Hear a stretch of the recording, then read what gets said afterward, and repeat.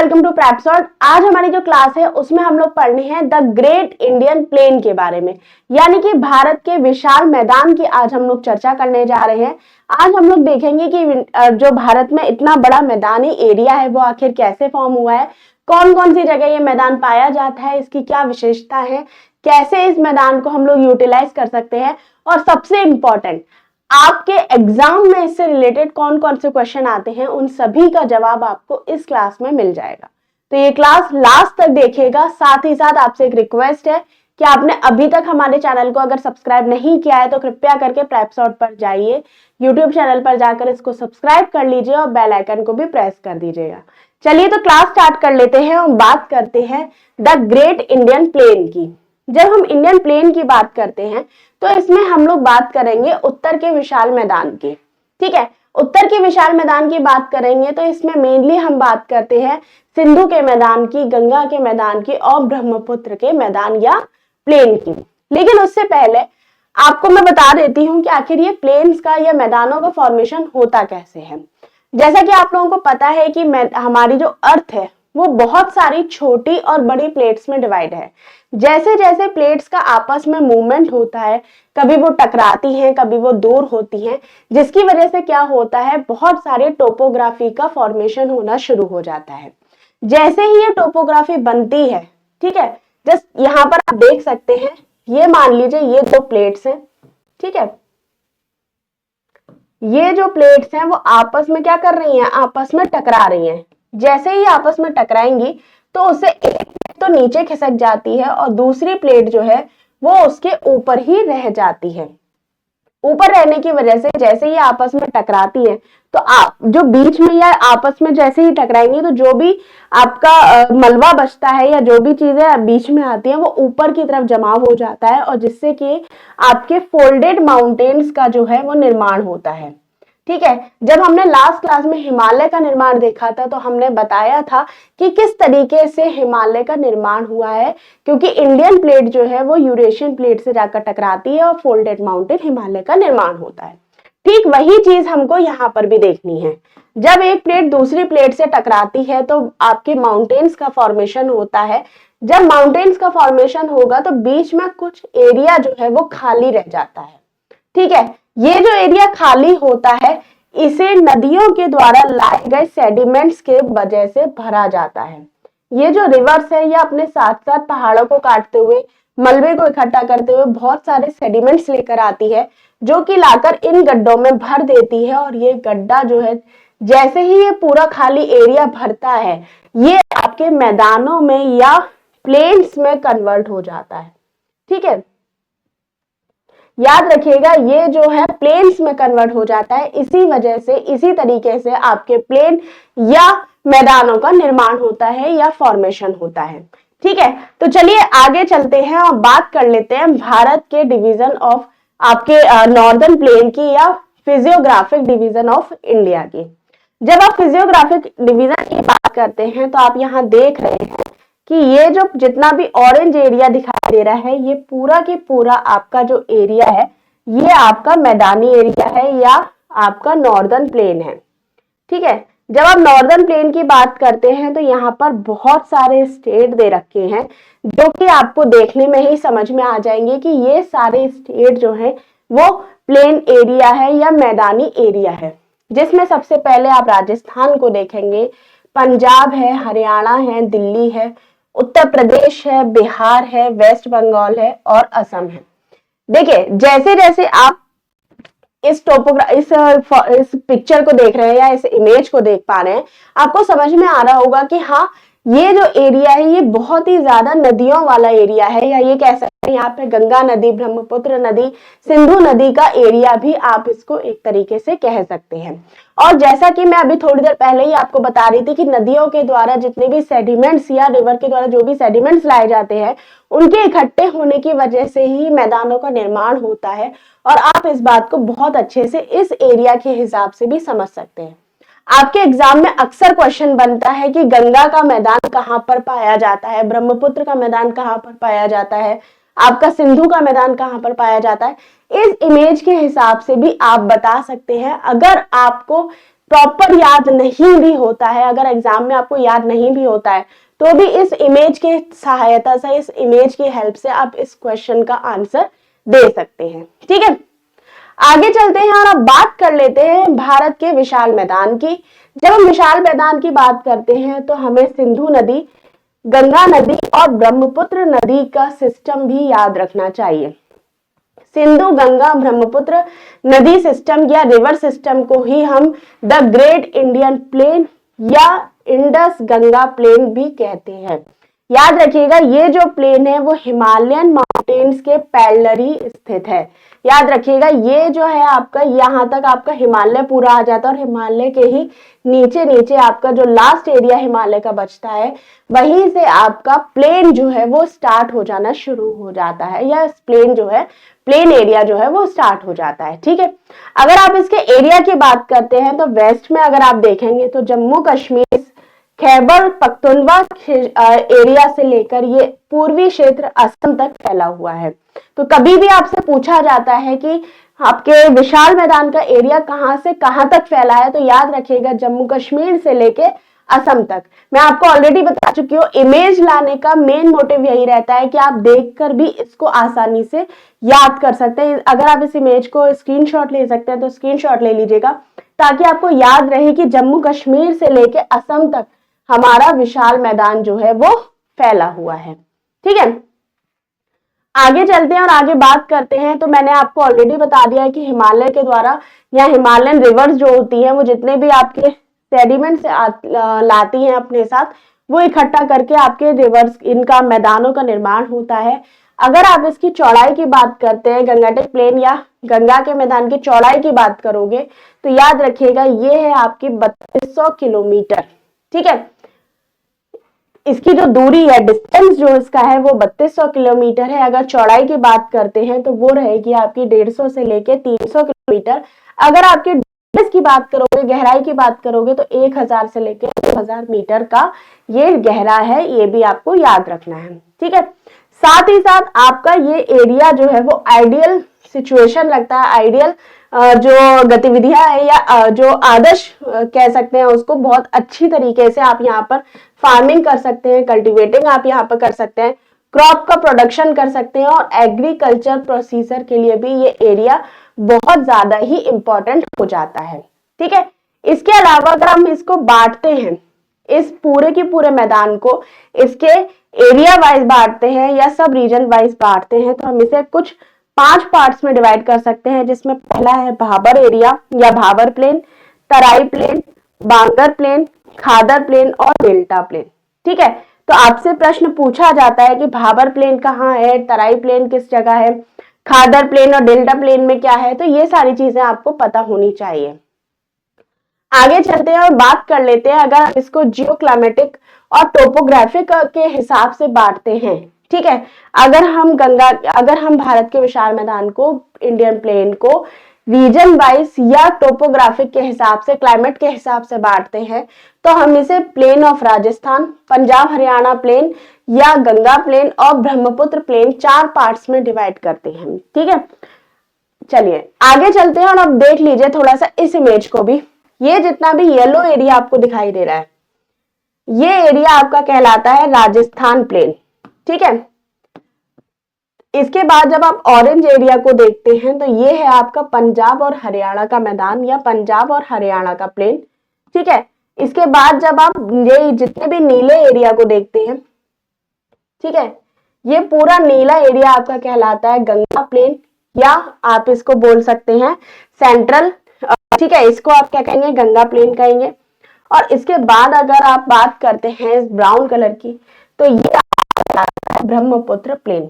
तो आप इसको ये देख सकते हैं कि भैया राजस्थान, पंजाब हरियाणा, गंगा और ब्रह्मपुत्र प्लेन जो है वो इस तरीके से आपके रीजनल वाइज या जो क्लाइमेटोलॉजी के हिसाब से डिवाइड किया गया है। आगे चलते हैं और बात करते हैं राजस्थान के मैदानों की या राजस्थान प्लेन की।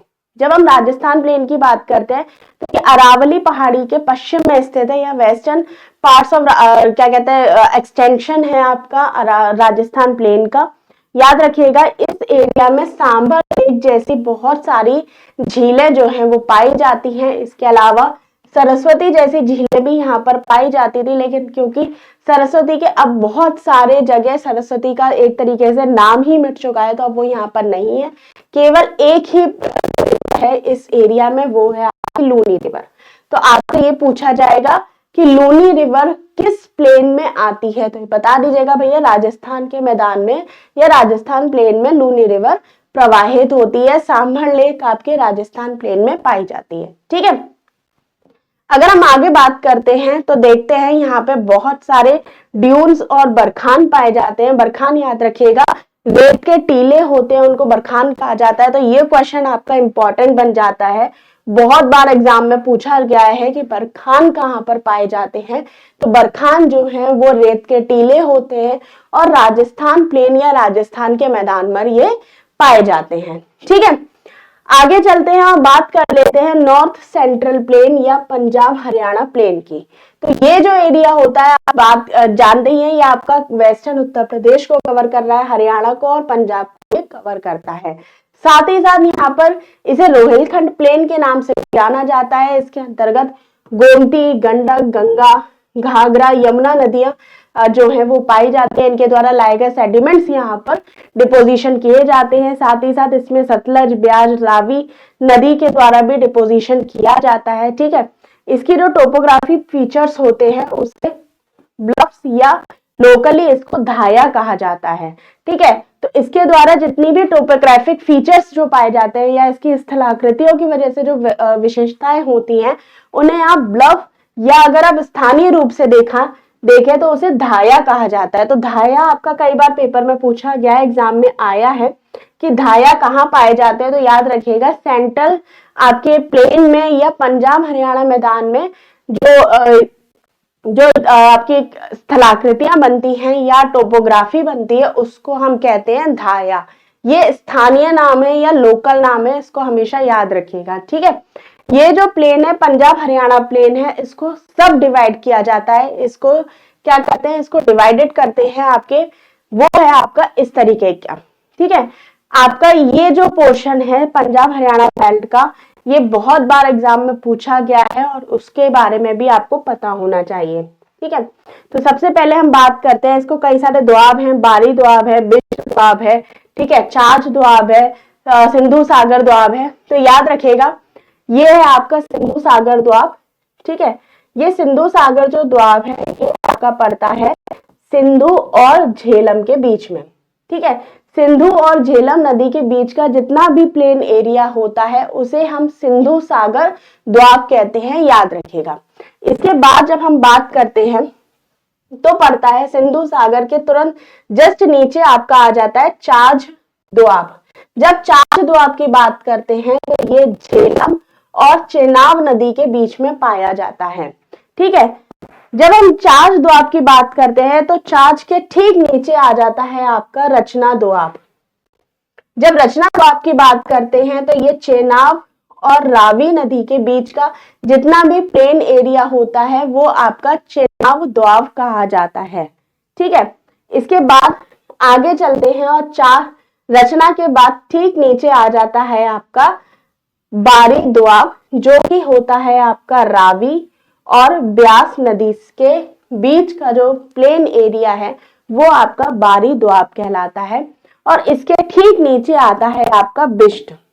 ठीक है, क्या आएगा इसके ठीक नीचे, इसके ठीक नीचे आ जाता है आपका बिष्ट दोआब, जो कि होता है आपका ब्यास नदी और सतलज नदी के बीच में जितना भी प्लेन एरिया होता है वो आपका बिष्ट दोआब कहा जाता है।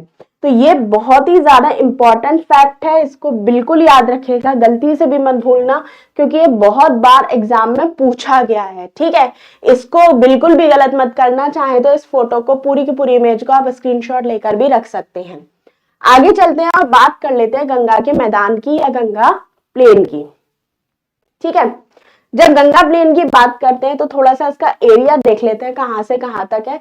तो यमुना के बेसिन यानी कि यमुना जहां से भी यमुना नदी बहती है वहां से ये शुरू होता है, यमुना बेसिन से लेके वेस्ट में और ईस्टर्न में देखते हैं तो बांग्लादेश बॉर्डर तक ये पाया जाता है। गंगा के प्लेन को हम 3 पार्ट्स में डिवाइड करते हैं, अपर गंगा, मिडिल गंगा और लोअर गंगा। ठीक है, जब अपर गंगा की बात करेंगे तो आगरा डिवीजन इसमें है, बुंदेलखंड डिवीजन इसमें है और गंगा यमुना दोआब भी इसके अंतर्गत पाया जाता है। ठीक है, यहाँ पर भूर क्षेत्र पाए जाते हैं। याद रखिएगा कि भूर क्षेत्र कभी भी अगर आपसे पूछ लिया जाता है क्या है, तो ये क्या है, ये आपका अपर गंगा के स्थान पर या अपर गंगा रीजन में ये पाया जाता है। ठीक है, और ये भूर होता क्या है, रेत के टीले इकट्ठे हो जाते हैं, जैसे यहाँ पर भूर कहा जाता है। फिर मिडिल गंगा प्लेन की बात करते हैं तो सेंट्रल और ईस्टर्न उत्तर प्रदेश में ये पाया जाएगा।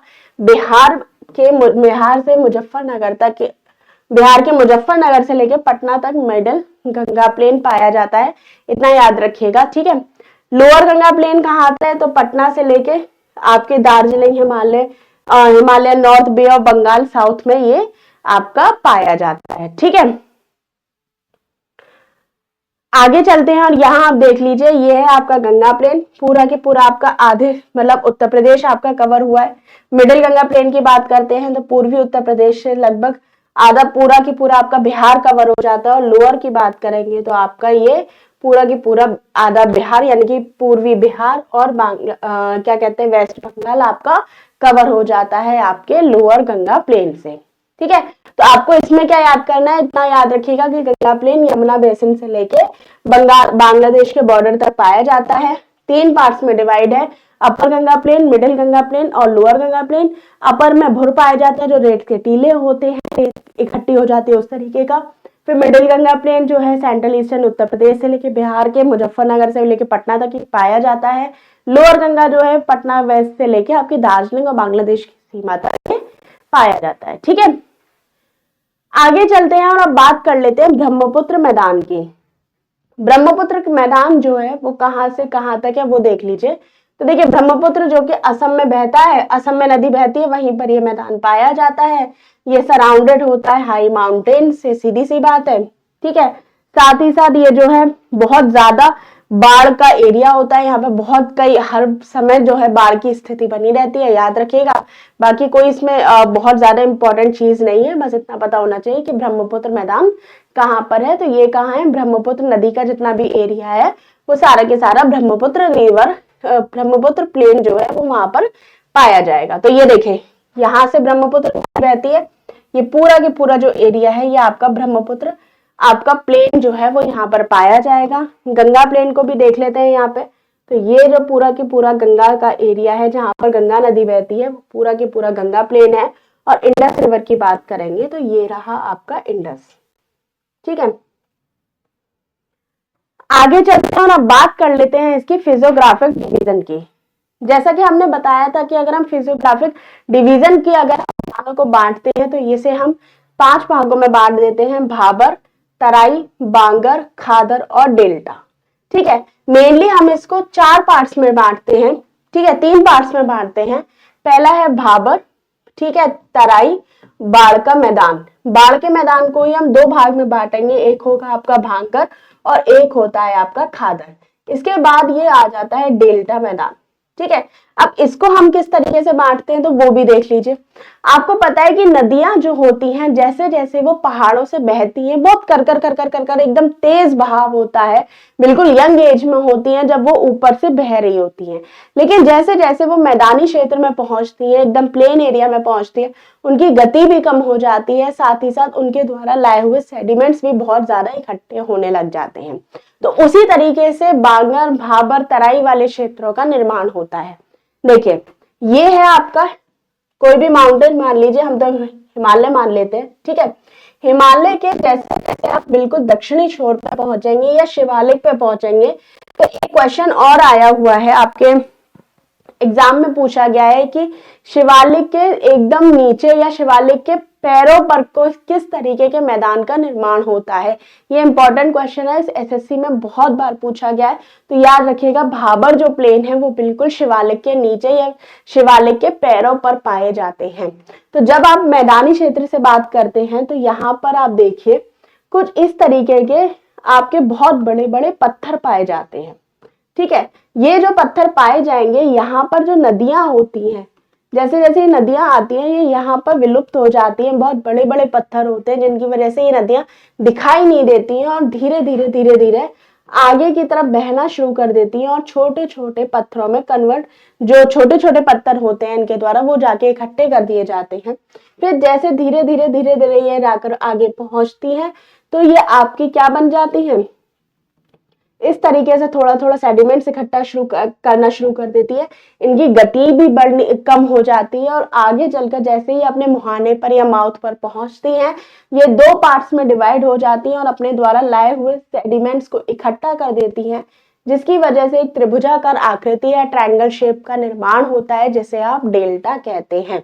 ठीक है, तो याद रखिएगा नदी क्या है, नदी जब अपनी यंग एज में है तो खूब कड़ाकी एकदम करकराती हुई बहकर आती है। बहकर आने के बाद क्या करती है, आपके ये भाबर क्षेत्र जो है यहाँ पर आकर बहने लगती है, लेकिन दिखाई नहीं देती है क्योंकि बहुत बड़े बड़े पत्थर जो हैं वो यहाँ पर इकट्ठे होते हैं। ठीक है, धीरे धीरे धीरे धीरे ये आगे पहुंचती है और तराई क्षेत्र में पहुंच जाती है। इसकी स्पीड जो होती है पहले के कंपैरिजन में थोड़ी सी धीमी हो जाती है और यहाँ पर ये प्रॉपर तरीके से दिखने लग जाती है। ठीक है, इसके बाद ये आगे पहुंचती है और आगे जाकर बाढ़ के मैदान का निर्माण करती है, जिसे हम दो पार्ट्स में बांटते थे, आपका बांगर और खादर में। ठीक है, और जैसे ही अपने लास्ट में पहुंच जाती है, एकदम ओल्ड एज में पहुंच जाती है, तो ये अपने द्वारा लाए हुए निक्षेपों को या जो सेडिमेंट्स होते हैं उनको एक तरफ से बीच में इकट्ठा कर देती है, खुद दो पार्ट्स में डिवाइड हो जाती है, जिसकी वजह से डेल्टा के मैदान का निर्माण होता है। ठीक है, तो भाबर प्लेन को देख लेते हैं। तो भाबर प्लेन को आप याद रखिएगा, सबसे पहली चीज जो भाबर नाम है वो एक तरीके जो घास है या क्रॉप है उसको कहते हैं। ठीक है, वो कौन सी घास होती है, वो होती है आपकी यूलालियोप्सिस।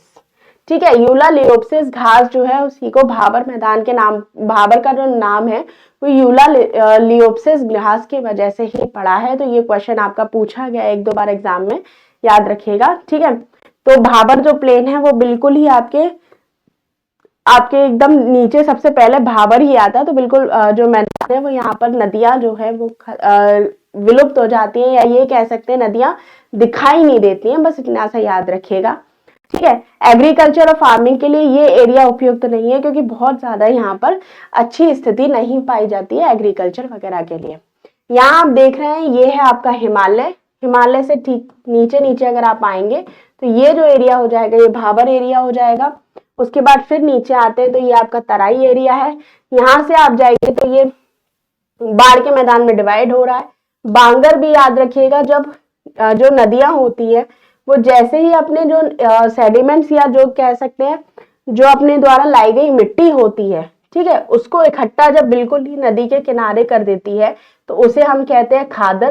तो याद रखिएगा एक क्वेश्चन और पूछा गया है कि खादर किस तरीके की मिट्टी है, तो खादर नदियों के द्वारा लाई गई नई जलोढ़ मिट्टी है और बांगर जो है वो थोड़ी सी पुरानी जलोढ़ मिट्टी है। इस बात को भी आपको याद रखना है। ठीक है, अब बात करते हैं तराई प्लेन की या तराई के मैदान की।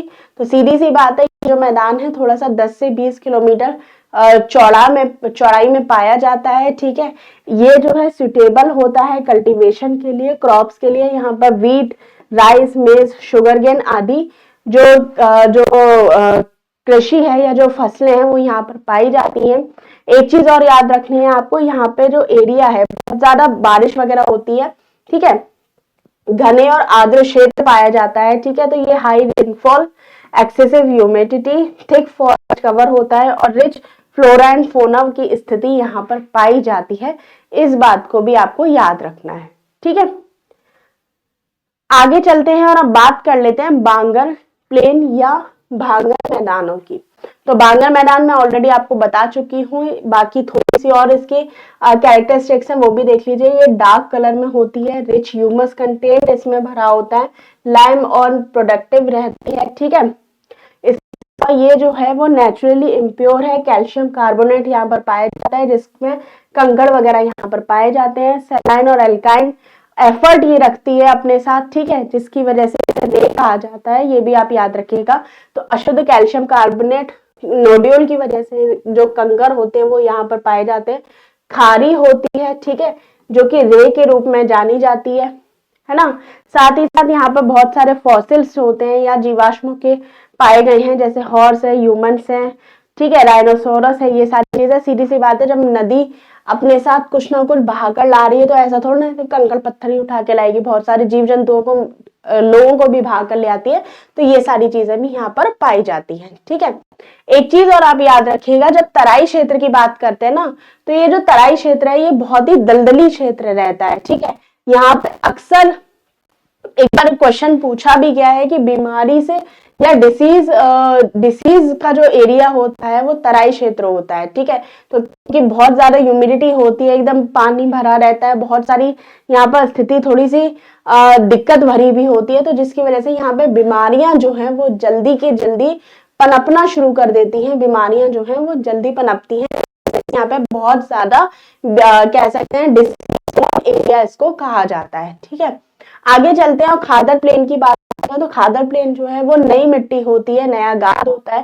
ठीक है, नई जलोढ़ मिट्टी इसको कह सकते हैं। इसमें क्ले, मस्क, सिल्ट, सैंडमेकर, खादर, टेरिन ये यहीं पर पाया जाता है। ठीक है, गंगा रीजन में ये स्पेशली पाई जाती है। फोसिल्स वगैरह यहाँ पर पाए जाएंगे, याद रखिएगा। साथ ही साथ अगर आप बात करते हैं तो पंजाब और आसपास के क्षेत्रों में खादर समृद्ध मैदानों का स्थानीय रूप से बेटलैंड या बेट्स कहते हैं। तो ये याद रखिएगा, बेटलैंड्स और बेट्स कहाँ पर कहा जाएगा? पंजाब और उसके आसपास के क्षेत्र में जो खादर मिट्टी होती है या खादर सॉइल होती है या खादर प्लेन जो होता है वो यहाँ पर इसको कहा जाता है। क्या कहा जाता है? बेटलैंड्स या बेट्स जो है वो यहाँ पर इसे कहा जाता है। ठीक है, एक चीज और याद रखिएगा, खादर प्लेन जो होता है वो न्यू जलोढ़ मिट्टी या न्यू एल्यूवियल डिपॉजिट की वजह से ही बनता है। ठीक है, आगे चलते हैं और बात कर लेते हैं डेल्टा प्लेन की। तो डेल्टा प्लेन में बता चुकी हूँ, जैसे नदी अपने बिल्कुल अंतिम स्वरूप पे पहुंच जाती है, ओल्ड एज में पहुंच जाती है, तो ये अपने जल को 2 पार्ट्स में डिवाइड कर देती है और अपने द्वारा लाए गए सेडिमेंट्स को बीच में इकट्ठा कर देती है, जिससे एक ट्रायंगुलर शेप बन जाती है और उसी को हम डेल्टा कहते हैं। ठीक है, डेल्टा जो एरिया है ये जूट, चाय और धान की खेती के लिए बहुत ज्यादा सुटेबल रहता है। ठीक है, तो ये क्या है? ये क्षेत्र जूट, चाय, धान उगाने के लिए उपयुक्त तो रहता है, याद रखिएगा। साथ ही साथ इसके अपलैंड्स को चार कहते हैं और ये जो डेल्टा होता है, ठीक है, अपलैंड्स मैदानों को चार कहते हैं और जो भी दलदली क्षेत्र होता है उसको बिल्स कहा जाता है। ये भी आपको याद रखना है, ये भी क्वेश्चन आपका पूछा जा सकता है। ठीक है, सबसे बड़ा डेल्टाई प्लेन कहाँ पर है भारत में, बताइएगा। ठीक है, आगे चलते हैं। ये देख लीजिए, ये है आपकी नदी, ये आपके 2 पार्ट्स में यहाँ पर डिवाइड हो रही है। अपने द्वारा लाए गए ये जो सेडिमेंट्स है यहाँ पे इसने इकट्ठे कर दिए। एक तरीके से आप देख रहे हैं यहाँ पे ट्रायंगुलर शेप बनी हुई है, इसी को आप कहेंगे डेल्टा। ठीक है, तो हमने विशाल मैदान, भारत का विशाल मैदान आज कंप्लीट कर लिया है। ठीक है, फिर अगर इससे रिलेटेड कोई भी क्वेरी है तो आप कमेंट में बता सकते हैं, वहीं पे मैं आपको उसका आंसर भी दे दूंगी। बाकी अगर आपने अभी तक हमारे चैनल को सब्सक्राइब नहीं किया तो कृपया करके सब्सक्राइब कर लीजिए। साथ ही साथ इस वीडियो को बहुत सारे लोगों के साथ शेयर भी करिए। धन्यवाद।